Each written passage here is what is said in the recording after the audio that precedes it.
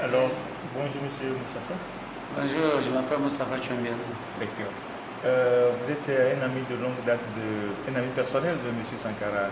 Alors, quel est votre état d'esprit aujourd'hui après le départ de Blaise Compaoré? Un révolutionnaire, il n'y a pas d'amis, il y a des camarades et des frères. Thomas Sankara, c'était mon petit frère que j'ai connu très très longtemps quand il portait la culotte. Quand il était au PMK, il était élève militaire. Et donc, Thomas, pour moi, c'est un frère, il est tout pour moi. Un visionnaire, très sympathique. Il n'avait que son vélo et sa guitare. C'était ça son amour. Lui, ce n'était pas un dictateur, ce n'était pas un corrompu, mais un corrompard. Thomas Sankara, c'était l'homme qui avait l'amour pour l'Afrique, pour sa patrie, pour l'humanité tout entière. Voilà, c'est comme ça, Thomas Sankara. On n'aura plus jamais d'un Thomas Sankara. Les autres présidents actuels qui sont présidents, ce ne sont pas des présidents, mais c'est des commis de la France-Afrique. Alors, les événements se sont accélérés au Burkina Faso.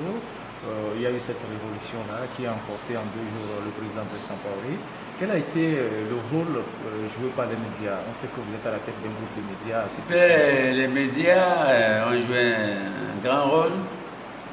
Le rôle de permettre à la population de parler, de s'expliquer librement, de dire ça et ça et ça c'est bien, ça c'est pas bien. Il faut faire comme ça, il faut faire comme ça, c'est ça. Parce que dans un pays où il n'y a pas la liberté d'expression, l'estomac est comme une marmite ou disons une casserole sur un réchaud, et avec de l'eau qui bouillonne. Mais quand ça va péter, c'est grave, c'est ce qui s'est passé. Cette casserole de 27 ans a pété au Burkina Faso et des gens ont fui. Il les a fui. Il a fui du Burkina Faso. Parce que ceux-là qui ont chassé Blaise Compaoré du pouvoir, ce sont ses petits-fils, des enfants, 16, 17, 18, 19 ans, qui n'ont connu qu'un seul président depuis 27 ans. Et vous voyez que c'est triste. Le départ de Blaise Compaoré ne devait pas partir comme ça. Il aurait pu rendre sa démission depuis très longtemps, dire voilà, je finis mon mandat en 2015, je me retire du pouvoir, je vous confie mon dauphin qui va se présenter aux élections présidentielles. Il ne l'a pas fait, il a payé pour être têtu. Mais vous, Blaise Compaoré, vous le connaissez aussi, mais pourquoi est-il devenu si autiste? Il ne comprenait plus rien, il ne voyait pas venir le danger. Vous savez que l'argent rend fou, la glorification rend fou. On dit Blaise, le beau Blaise, le médiateur de l'Afrique, il est parti au four et moulin, au Bénin, au Togo, en Côte d'Ivoire, je sais pas moi, au Libéria, un peu partout, au Mali, avec les Touaregs et tout ça. Donc, ça l'a rendu fou. Ça fait de lui un demi-dieu. Peut-être même que je prenais pour un dieu. Puisque Blaise Compaoré a dit que les marches ne peuvent pas faire changer les lois. Mais on a marché, on l'a chassé. C'est grave, hein? C'est grave. Comme vous prenez l'exemple des États-Unis d'Amérique, les Martin Luther King, par exemple. Qu'est-ce qu'ils ont fait? Ils ont changé les lois civiques aux États-Unis. The White House, la Maison Blanche, aujourd'hui, qui est habitée par un noir. Ça s'appelle The White House, la Maison Blanche, parce que les Blancs pensaient qu'il y avait individuellement avoir que des présidents blancs. Donc ils en ont mis le coin de White House. Moi je nomme ça aujourd'hui The Black House, The Real Black House. C'est ça aujourd'hui. Donc vous savez que le changement des lois civiques aux États-Unis, si vous prenez l'université qui s'appelle Howard University, Howard University est la première université construite pour les Noirs. Mais aujourd'hui, ils cohabitent, les Noirs et les Blancs. Quand vous arrivez là-bas, on n'allait plus savoir que cette université avait été construite pour les étudiants noirs. Non, tout est mélangé aujourd'hui. Et je salue quand même la grandeur des États-Unis pour avoir permis ce mélange de cultures ensemble. Je peux même vous dire que beaucoup de choses ont été faites par des Noirs américains, Mais vous ne le savez pas aujourd'hui, le feu rouge, quand vous arrêtez, c'est inventé par un noir. Vous comprenez? Mais personne ne sait. Ce n'est pas une invention des Blancs. Mais en Afrique, on vous empêche de créer. Parce que quand vous êtes créateur, nos dirigeants n'aiment pas les gens qui créent. Parce qu'eux-mêmes, c'est des lascars. Ils ne connaissent rien. Ils sont assis, entourés de militaires, et se prennent pour des dieux. Quand vous allez au ciel, il n'y a pas un militaire à côté de Dieu. Dieu est unique, seul. Il n'a pas besoin des militaires à canon à côté, ou bien à char ou à mitraillette à côté. Dieu n'a pas besoin de ça. Donc, je vais acheter une chose qui peut vous choquer. Pourquoi le mal se rattrape toujours par le mal? Dieu a mis dans le corps de l'homme le sang. Et vous, en tant qu'être humain, quand vous sortez ce sang de son corps, vous payerez un jour. Vous allez finir par payer. C'est ce qui se passe un peu partout en Afrique, avec nos dirigeants qui tombent parfois comme des mangues mûres. Bizarrement comme ça, en 2 jours, on déstabilise un pouvoir. C'est grave, parce que j'ai entendu notre président dire que, parce que Barack Obama a dit qu'on a besoin des institutions fortes en Afrique, pas des hommes forts. Est-ce qu'on pourrait dire qu'il faut des hommes forts pour, Les institutions fortes. oui, pour bâtir des institutions fortes? Mais est-ce qu'un homme fort peut fuir de son pays? Donc, voici la réponse. Alors justement, parlant des Américains, quel a été leur rôle dans la révolution du Burkina Faso? On a appris beaucoup de choses, des sports qui ont été envoyés, des appuis, mais quel a été le rôle des Américains dans l'accélération de l'histoire du Burkina Faso? Moi, je suis américain. Ok. J'ai vécu là-bas très longtemps, 13 années. Bill Clinton, c'est un ami personnel qui m'écrit tous les ans. J'ai rencontré Bill Clinton en 1994 à la Maison-Blanche. On a fait des photos ensemble. Donc, je ne peux pas vous dévoiler tous les secrets ici. Comment les Américains ont travaillé au Burkina Faso ici. Ça, c'est top secret. On continue. D'autres questions? Quel conseil avez-vous à donner à ces présidents qui veulent faire plus de mandats au pouvoir? Je vous pose à vous la question. Qu'est-ce que vous pensez qu'ils doivent faire?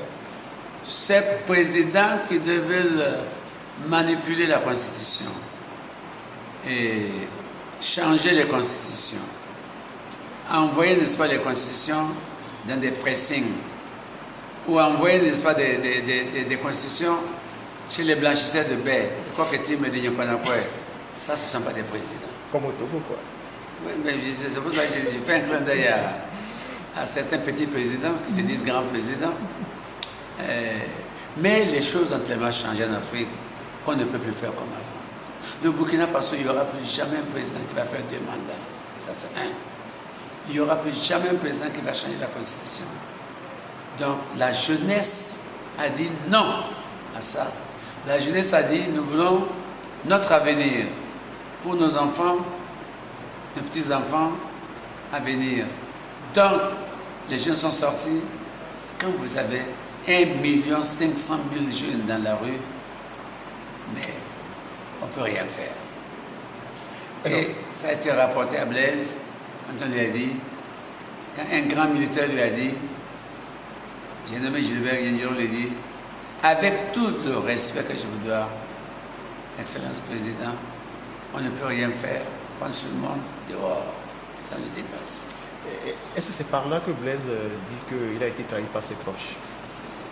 Écoutez, trahison, est-ce que lui n'a pas trahi? Il n'a pas trahi. Est-ce qu'il n'a pas trahi? Vous savez, tout se paie sur terre. Quand vous avez trahi, vous serez trahi. C'est la réponse que je peux vous donner.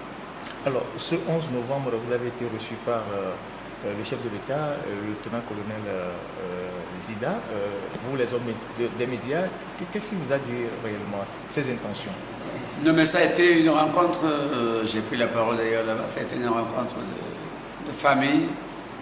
Parce que au Burkina Faso, qu'on ne le veuille pas, ce nouveau, ce n'est pas d'abord un régime, la nouvelle junte va caresser la presse. Vous savez, quand vous êtes contre la presse vous défait. On dit que nous sommes le 4e pouvoir. Je crois que nous sommes le premier pouvoir. Parce que la presse, elle fait, elle défait.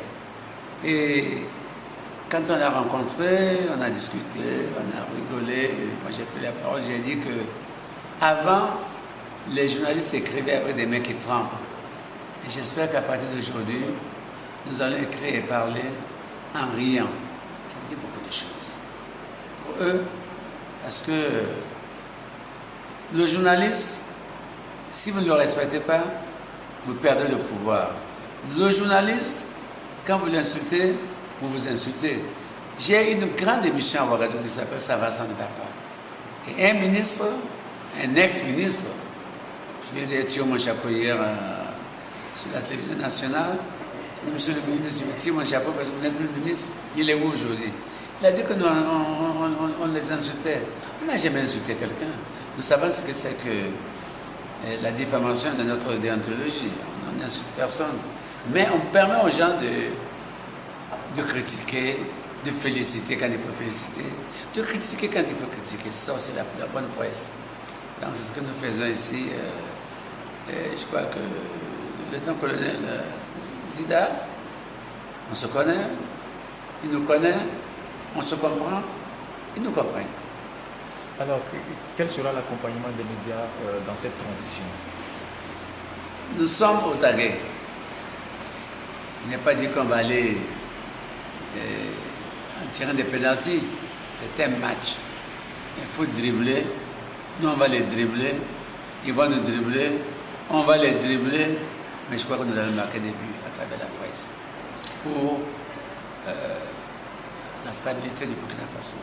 Alors, en tant qu'homme de médias, quel regard vous portez sur le ballet diplomatique qu'on observe depuis quelques jours, ces chefs d'État qui arrivent à tour de rôle et qui sont restés étrangement si muets lorsque Blaise Compaoré devait sauter le verrou de la Constitution? Qu'est-ce qu'ils viennent faire? Est-ce que vous êtes rassuré de leur présence ou parce que des gens viennent, parce qu'il y a un terrain de leadership à conquérir après le départ de Blaise? C'est des médecins après la mort. Ils étaient où? Ils me font pitié. Qu'ils viennent par avion. Ils dépensent du carburant fou. Dakar, Lagos, Accra, Lomé, Ouaga. Ça fait des millions en carburant. Alors qu'ils pouvaient téléphoner à Blaise Compaoré pour lui dire: ah, cher frère, ça c'est pas bon. On a vu le cas avec Tandja. On a vu le cas avec Abdoulaye Wade. On a vu le cas avec Moubarak, Kadhafi, et Ben Ali, tout ce monde-là. On a vu, mais bizarrement, tous tombent de la même façon. C'est quand même bizarre. Je ne comprends pas pourquoi la politique est comme ça. Quand elle est mal faite, elle vous défait. Et c'est ce qui se passe en ce moment avec les présidents pas intelligents en Afrique. Quand je regarde le Zimbabwe, comment ça s'appelle encore? Mugabe. Tonton Mugabe. Bob. J'ai honte de toi. Moi, j'ai honte de lui. Il fait honte à la peau noire. Il fait honte à l'Afrique, Mugabe. Son pays, les gens ne mangent pas à leur faim. On ne dit pas de chasser les Blancs de l'Afrique. Les Blancs sont les bienvenus au Burkina Faso. Et que ces mêmes Blancs soient les bienvenus aussi au Zimbabwe. Pourquoi pas? Quand les Blancs avaient les champs, les Zimbabwéens mangeaient à leur faim. Il les a chassés. Aujourd'hui, pour acheter un pain au Zimbabwe, il faut se lever à 5 h du matin. C'est même pas évident qu'on trouve un bon pain. Et moi, je crois que la cohabitation noir-blanc, c'est bon. Regardez en Afrique du Sud aujourd'hui. Nelson Mandela est venu. Il n'a pas chassé les Blancs. Il a dit: je vais vous conquérir politiquement. Après 27 ans, regardez, 27 ans en prison, il est devenu président. Blaise, 27 ans de président, il a fui. Aïe! Alors, parmi ces chefs d'État qui viennent au chevet du malade du Faso, si on peut s'exprimer ainsi, il y a le Togolais Faure Gnassingbé qui était très ami à Blaise Compaoré et qui aussi aspire à un pouvoir à vie. Quelle est votre appréciation de la présence d'un tel chef d'État dans les délégations qui viennent à Ouagadougou ici? Ils n'ont qu'à d'abord balayer leur chambre. leurs toilettes, leurs cours, leurs bureaux avant de venir ici. Mais qu'est-ce que j'ai à nous dire? Nous avons déjà, à travers notre révolution, nous avons notre démocratie. Est-ce qu'il y a la démocratie au Togo? Je ne sais pas. Je ne crois pas. Donc, si Faure vient ici, Faure n'est pas ami de Blaise Compaoré. Hein. C'est son fiston. C'est son fils Magnon. Son petit. Son petit. Comme le disent les Ivoiriens. C'est son petit. C'est son petit. Il le sait. Et je ne veux pas trop me mêler dans l'affaire du Togo, mais franchement, quand Faure vient ici, je ne sais pas ce qu'il a à nous apprendre. Il n'a pas grand-chose à nous apprendre. Il a plutôt intérêt à apprendre ce qui s'est passé au Burkina Faso, parce que c'est un vent, un ouragan, un tourbillon qui va les balayer tous. Alors, pour la suite du processus, depuis un certain moment, la société civile, les partis politiques et l'armée sont en discussion. Est-ce que vous pensez que les choses vont s'accélérer, qu'on pourra s'accorder vite sur cette personnalité rare qu'on cherche pour présider la transition? Apparemment, il y a des frottements à certains niveaux. Ça va se passer très vite. Peut-être que peut-être que je serai moi, qui sait? Je ne sais pas. Il y a des gens qui veulent me proposer tout ça, je ne sais pas. Mais ne vous en faites pas, n'ayez pas peur. La seule chose qu'on avait peur, on n'a plus peur. C'est fini. Le Burkina est en paix. Le Burkina, c'est la grande démocratie. Et je salue la jeunesse burkinabé qui a été courageuse, avec une bravoure exceptionnelle. Parce que quand un jeune s'arrête devant un militaire qui a une calache, qui dit « tire », je ne bouge pas. Ça, cet enfant, il veut quelque chose pour demain. Donc, à tous les opposants de toute l'Afrique, n'ayez plus peur. Vous pouvez chasser même des chauves-souris depuis l'arbre. Il n'y a même pas de problème.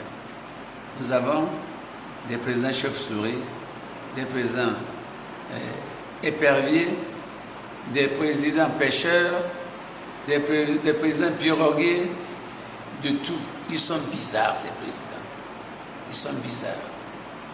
For those who don't speak French, I want to tell you that you African presidents, if you want your country to prosper, if you want your country to be the country of model, please respect your people and enter in the kingdom of democracy.